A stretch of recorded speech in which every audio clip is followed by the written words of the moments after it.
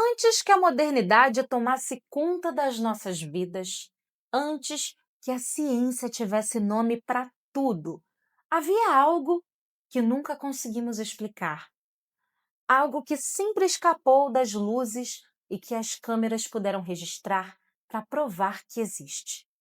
Essas imagens não são filmes, não são efeitos, não foram feitas para entreter. Elas pertenceram a momentos em que alguém pediu ajuda e o que veio depois ficou gravado para sempre. Alguns chamam de caso clínico, outros de ataque espiritual. Mas quando as câmeras começam a registrar, o terror deixou de ser apenas uma história. Hoje, você vai ver o que poucos tiveram coragem de assistir até o fim: exorcismos reais. Bem-vindos ao Registro do Medo, um novo quadro aqui do canal Zona no Ar. Deixe o like agora no início do vídeo, se inscreva e ative o sininho de notificações para não perder nenhum conteúdo novo. Recados dados, agora fique com o episódio de hoje: exorcismos filmados.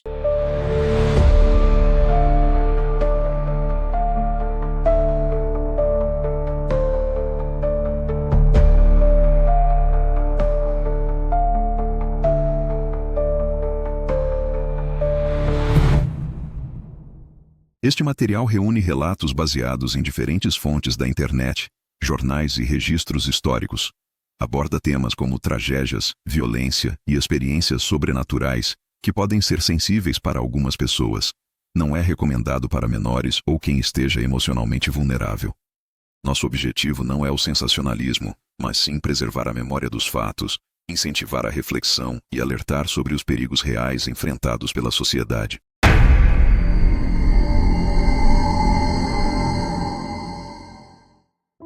Número 1. O Exorcismo de Gina. Em 1991, uma jovem colombiana de 16 anos, identificada com o pseudônimo Gina, foi submetida a um exorcismo de 6 horas, transmitido pelo programa 20 por 20 da ABC. Com um crucifixo que parecia quase tocar sua testa, o Padre A, como preferiu ser chamado, rezava em latim as palavras que somente ele e alguns membros da igreja conheciam. Palavras necessárias para libertar o corpo de alguém submetido a um demônio, enquanto a jovem se contorcia, aparentemente queimada pelo crucifixo. Gina colocava a língua para fora, gritava, se movia violentamente e tentava se livrar das gotas de água benta que uma freira jogava sobre ela durante as orações. Minga, o demônio que Gina identificava como uma mulher de baixa estatura, falava como uma pequena criança. Antes que a mãe de Gina decidisse buscar um exorcismo, ela procurou vários médicos. Gina começou a apresentar episódios nos quais sua personalidade mudava repentinamente. Cuspia, vomitava e sua mãe chegou a afirmar que ouviu a filha falar em línguas estranhas. Por isso, Gina tornou-se paciente psiquiátrica do Miami Children's Hospital, onde Wallace Land, diretor do programa na época, a diagnosticou com episódios psicóticos, o que explicaria as vozes e as visões de pessoas mortas ou demônios que ela dizia ter. No entanto, a intervenção psiquiátrica não ajudou. Mesmo em seus momentos de lucidez, Gina estava convencida de que eram entidades demoníacas. Não eram coisas humanas, era o diabo, afirmou Felisa, sua mãe. Levando em conta suas crenças, Felisa recorreu à igreja, sem o consentimento médico, onde lhe disseram que Gina poderia estar sofrendo uma possessão. Mas nem todos na igreja concordaram com a transmissão do exorcismo nos Estados Unidos. O padre Lebar explicou que a intenção era mostrar ao público que existem presenças malignas no mundo para que as pessoas se aproximassem de Deus. Muitas pessoas não acreditam que o diabo é real. Esperamos que isso mude algumas mentes. comentou o padre à revista People após o episódio ser visto por 29 milhões de espectadores. Os padres mandaram Gina para casa, mas em poucos dias ela foi novamente hospitalizada e recebeu medicamentos antipsicóticos. Posteriormente foi liberada, mas a ABC não revelou onde ela vive. Após a internação e início do tratamento medicamentoso, ela voltou a frequentar a escola e apresentava lucidez, segundo seu terapeuta, o que permitiu impor algumas técnicas comportamentais que não eram possíveis enquanto ela estava muito perturbada. Há relatos de que seu quadro melhorou, ao menos o suficiente para retomar estudos e apresentar sinais de estabilidade. Mas nem os médicos, nem a igreja, nem a emissora confirmaram publicamente que a cura foi definitiva ou completa. Número 2. Carl Lawson. As descrições desse exorcismo e das manifestações são majoritariamente encontradas em livros, testemunhos orais, sites e programas de TV sobre paranormalidade, não em estudos científicos ou laudos médicos independentes. Por isso, as versões variam bastante conforme a fonte sobre este caso. Carl Lawson trabalhou como zelador e em algumas fontes mencionam que ele trabalhou com manutenção e era morador do apartamento acima do bar Bob Mackey's Music World. Nos relatos, relatados por funcionários, pelo próprio Lawson em entrevistas e por escritores do nicho paranormal, ele passou por mudanças de comportamento após mexerem ou descobrirem um poço no estabelecimento. Episódios que moradores e investigadores passaram a descrever como encontros com presenças estranhas e forças que o afligiam. Essas narrativas viraram material central para a lenda de Bob Mackey's. O rito foi conduzido por um pastor cristão chamado para tentar expulsar o espírito que atormentava Carl. O apartamento foi limpo, móveis afastados e objetos religiosos colocados sobre a mesa. Carl caiu no chão, convulsionando, com respiração acelerada. Testemunhas afirmaram que sua pele havia ficado avermelhada, que ele arranhava o chão, gritava como se estivesse sendo queimado e dizia que algo rasgava seu peito. Apesar de se sentir bem melhor depois do ritual, Lawson afirmou em entrevistas posteriores que ele nunca voltou 100% ao normal. Ele ainda sentia ansiedade, tinha sonhos perturbadores e morria de medo do porão do bar. Vários relatos recontados em documentários e sites tratam o caso como posse, seguida de um rito violento contundente que por pouco não teve consequências piores. Hensley reconta testemunhos e coloca o episódio como peça central da fama sobrenatural do bar.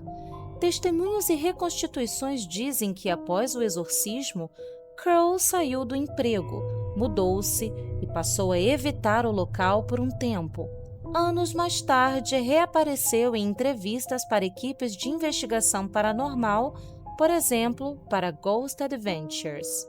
Essas fontes relatam que, mesmo depois do rito, o impacto psicológico e social sobre Carl foi grande. Ele deixou o trabalho no bar, mudou-se por um período, viveu longe do centro da polêmica. Reportagens e textos regionais apontam que Carl teve um longo declínio em termos de dependência alcoólica e saúde geral. Segundo fontes, ele morreu no final de janeiro de 2012, mas a causa não parece ter sido divulgada. Número 3. Padre Gabriele Morte e Cristini.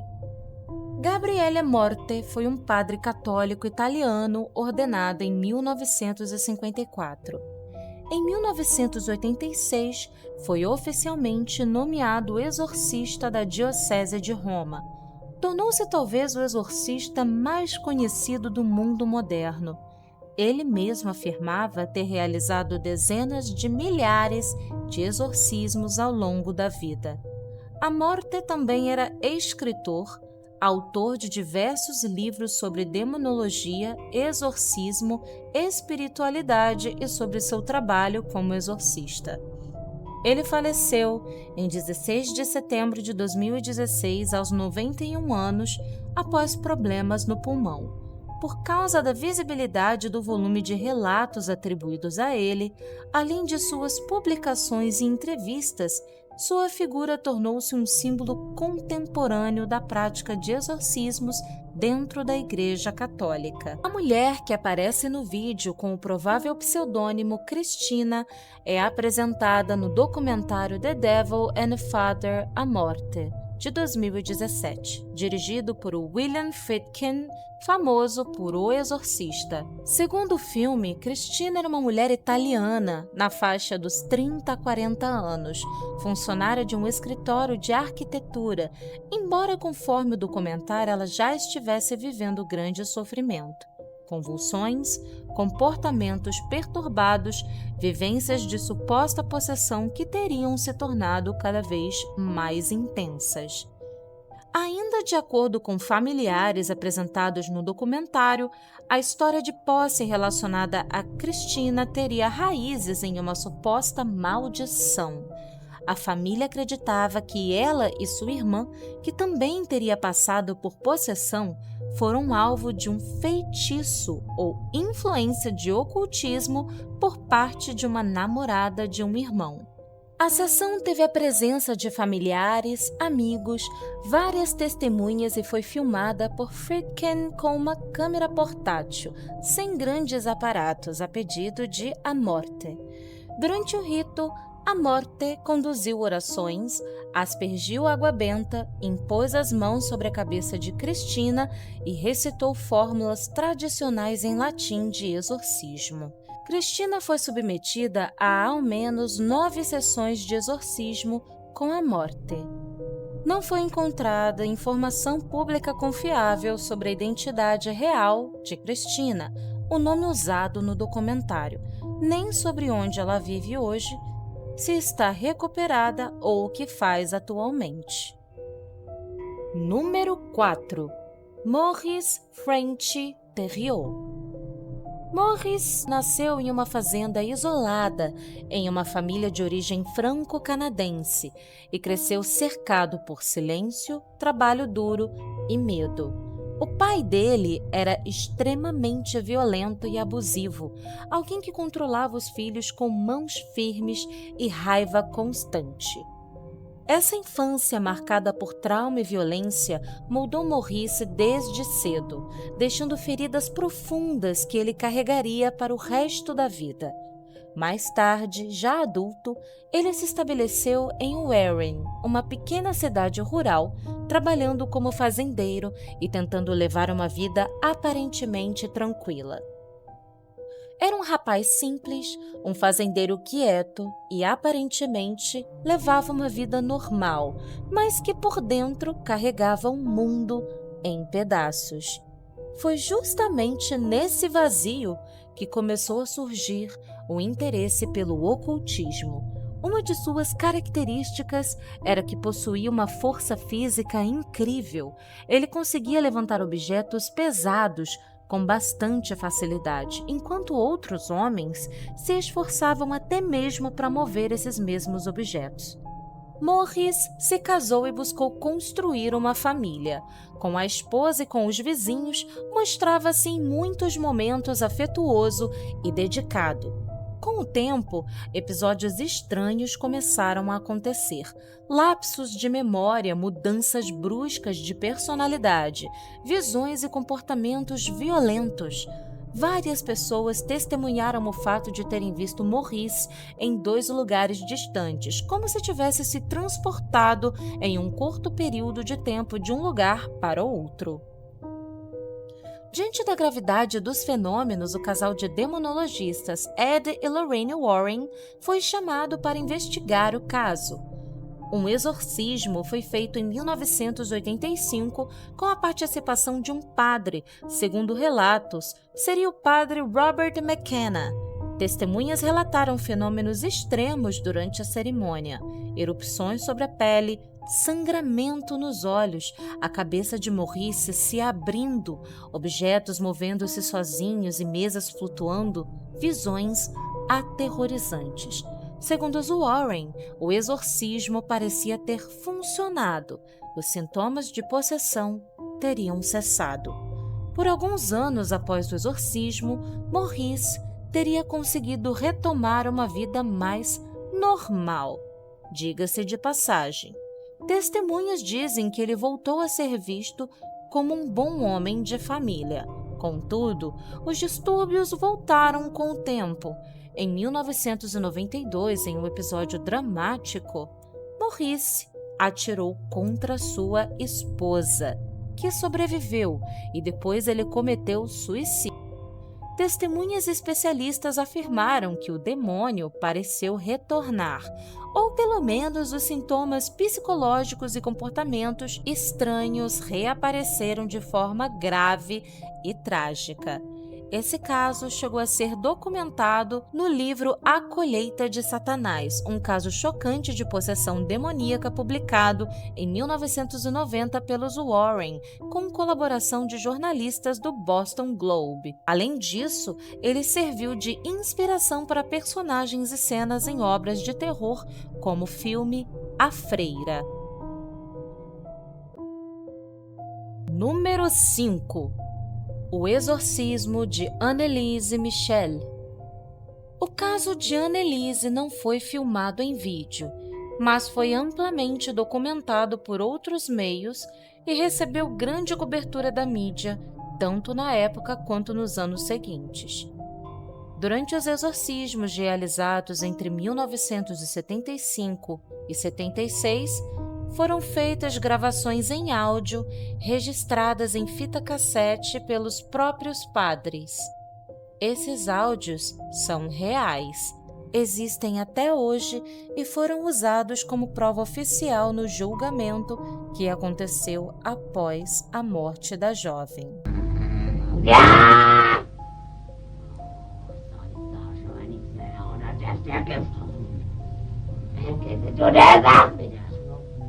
Nein!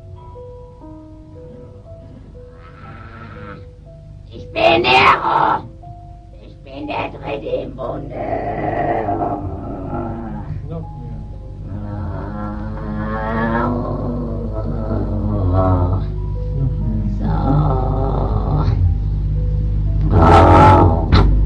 Sie müssen mit in eine Scheißkassette. Und zwar mit allen zu dem Scheiß. Und dann? Und dann muss den Dreck bekannt geben. Wie? Was er soll er schneiden? Irgendwo?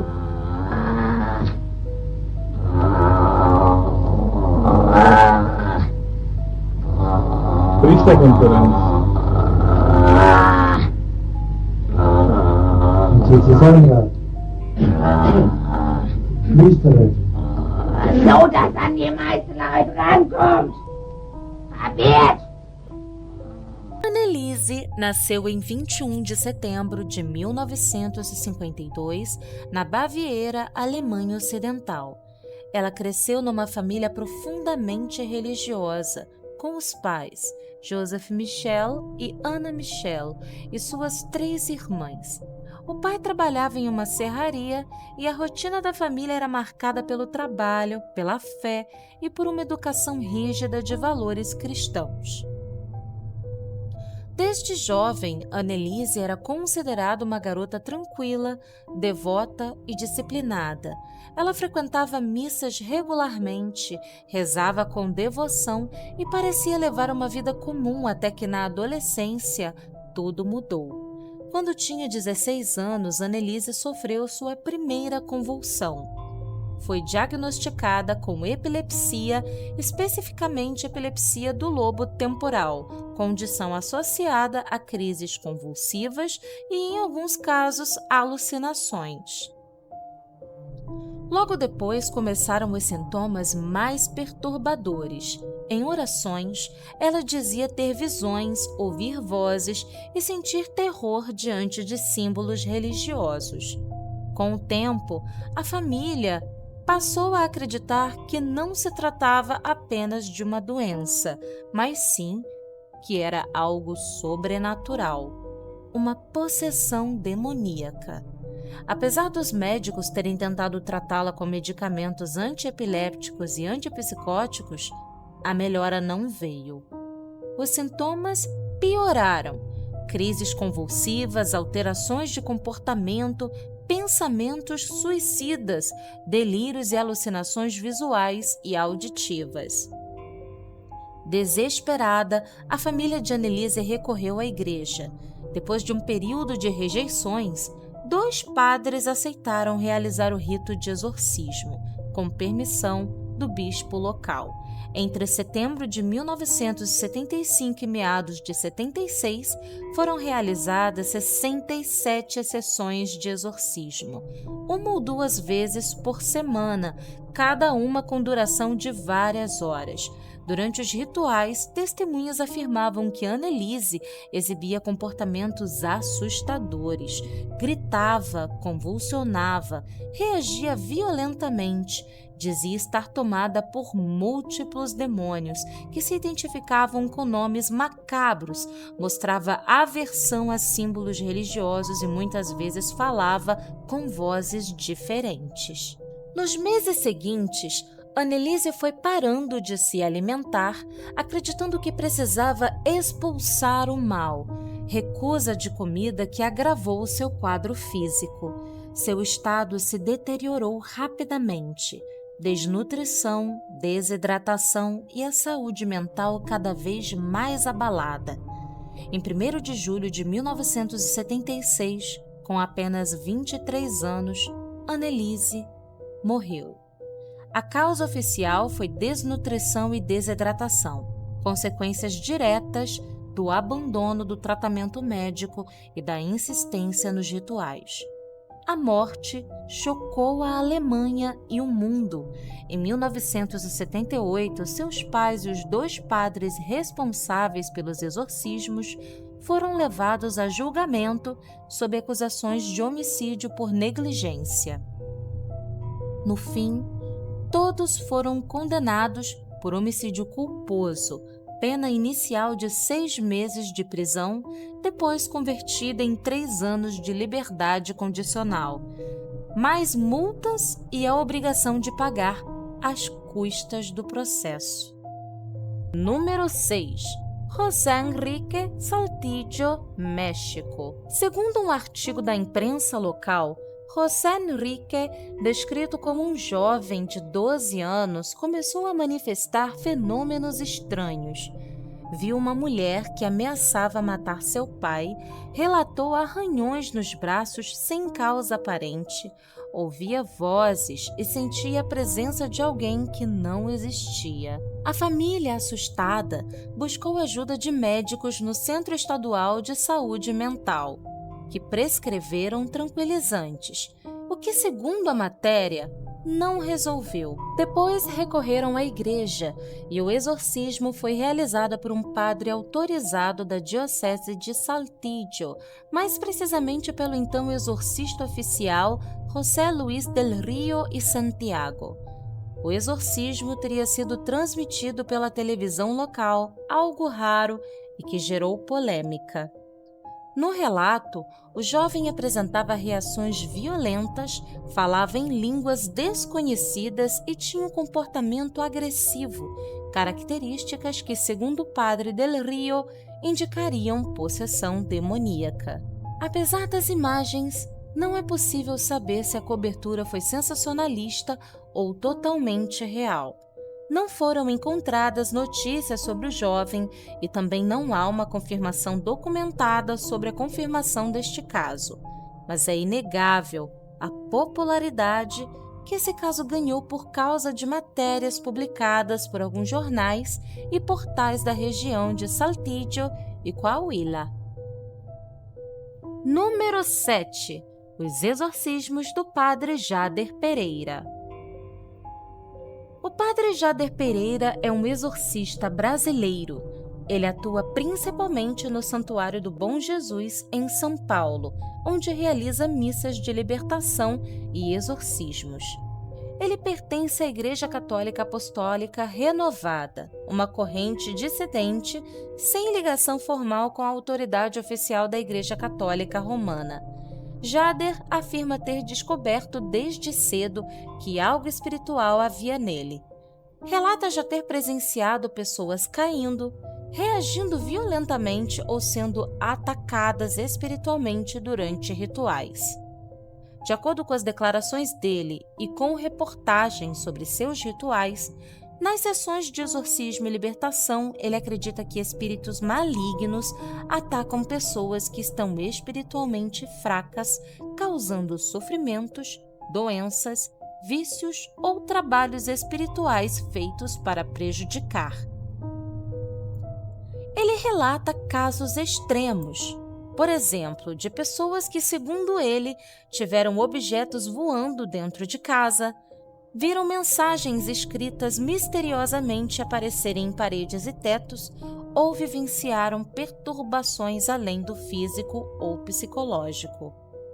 Em alguns desses relatos, a manifestação demoníaca incluía comportamento violento, suposta força desproporcional e forte reação ao ritual ou aos símbolos religiosos, aspectos que, segundo o Padre Jader, indicariam uma possessão real. As missas de libertação no Santuário do Bom Jesus incluem frequentemente pessoas vindas de bairros periféricos ou pequenas cidades próximas, e ele afirma receber relatos de famílias que consideram esses rituais uma última esperança diante de problemas graves. E assim encerramos esta descida aos cantos mais escuros da fé e do medo. Se essas imagens te causaram estranheza, inquietação ou aquela sensação de que algo ficou observando enquanto você assistia, saiba, você não está sozinho. Este foi mais um episódio do Registro do Medo. Compartilhe este vídeo com seus amigos que curtem esse tipo de conteúdo e, se tiver coragem, nos vemos no próximo terror capturado pelas câmeras.